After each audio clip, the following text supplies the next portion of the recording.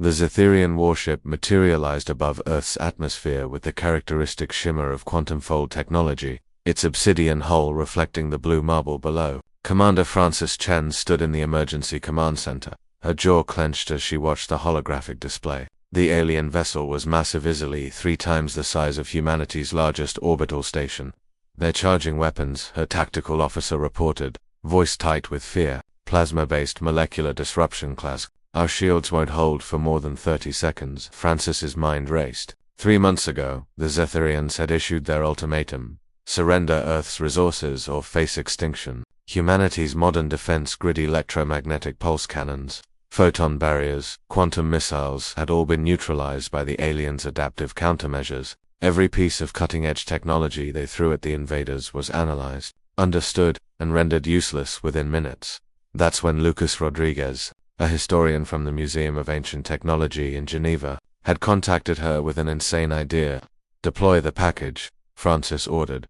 Her second-in-command looked at her like she'd lost her mind. "Ma'am, with all due respect, I know what it is, Lieutenant. Deploy it now, across the globe, in silos that hadn't been opened in 200 years. Ancient mechanisms groaned to life. These weren't the sleek AI-controlled systems of the modern era. These were analog, mechanical, simple. The Zetherian ship's sensors detected the launches immediately. 17 objects rising from Earth's surface on chemical propulsion, crude rocket fuel, combustion-based, laughably primitive. The alien commander's translator interpreted what must have been amusement. These humans were so desperate they were throwing museum pieces into space.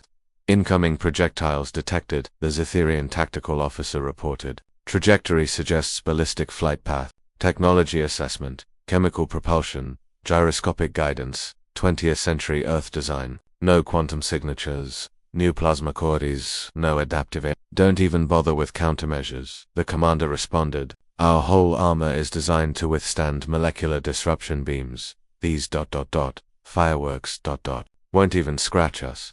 The missiles screamed through space on trails of fire, their obsolete guidance systems operating on principles that hadn't changed in 300 years. They carried no electronic warfare suites, no quantum encryption, no sophisticated targeting arrays. They didn't need them. Lucas sat beside Frances in the command center, his fingers drumming nervously on the console. The Zetherians' entire defense philosophy is based on predicting and countering advanced technology, he had explained to her weeks ago. Their shields modulate against energy weapons. Their ECM systems jam smart missiles. Their adaptive algorithms learn from every attack. But their database has one critical gap. What gap? Frances had asked. They never bothered to study obsolete human technology. Why would they? To them, anything pre-quantum revolution is irrelevant. But 20th century nuclear weapons, those operated on pure physics, fission and fusion, no computers to hack, no signals to jam, no AI to confuse, just atoms splitting apart.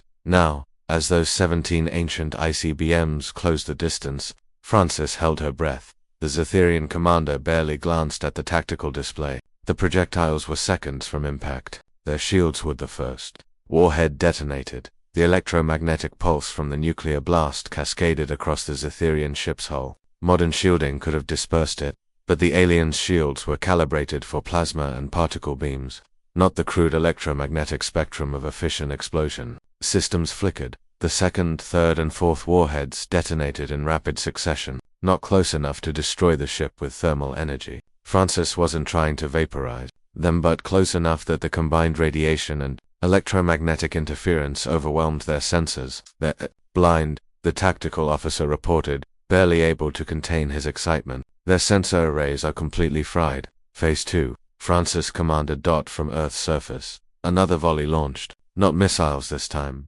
but something even more archaic. Railgun projectiles, solid tungsten rods, 3 meters long, accelerated by electromagnetic coils to hypersonic speeds. No guidance systems, no explosives. Just kinetic energy and gravity. The Zetherians, still recovering from the nuclear EMP, detected the launches too late. Their adaptive algorithms tried to analyze the threat, but there was nothing to analyze. These weren't sophisticated weapons, they were essentially thrown rocks.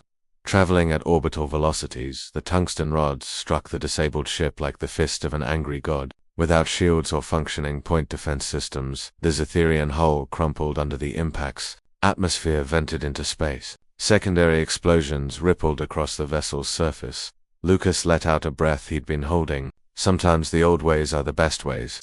Francis watched as the alien warship, its quantum fold drive damaged, began a slow and controlled descent toward the atmosphere. Send the retrieval teams. I want that ship intact if possible. And Lucas, she turned to the historian, start cataloging every piece of pre-quantum military technology we've got in storage. Chemical weapons, biological agents, kinetic artillery, everything they'd consider too primitive to study. You think more will come? I know they will, but when they do, they'll be ready for our modern arsenal. A thin smile crossed her face. They won't be ready for our past.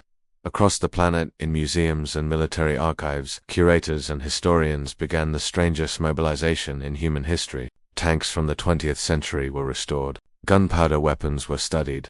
Chemical explosives were manufactured using centuries-old formulas. The Zetherians had made one critical mistake. They assumed that progress moved only forward, that advanced civilizations abandoned their primitive roots entirely. They never imagined that humanity had kept its old teeth, even while growing new ones.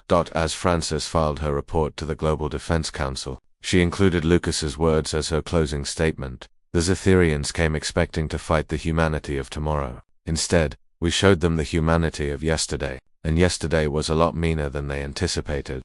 In the wreckage of the Zetherian warship, alien survivors would later report their confusion to their superiors. The humans hadn't defeated them with superior technology. They'd defeated them with inferior technology. And that made humanity infinitely more dangerous than anyone in the galaxy had realized.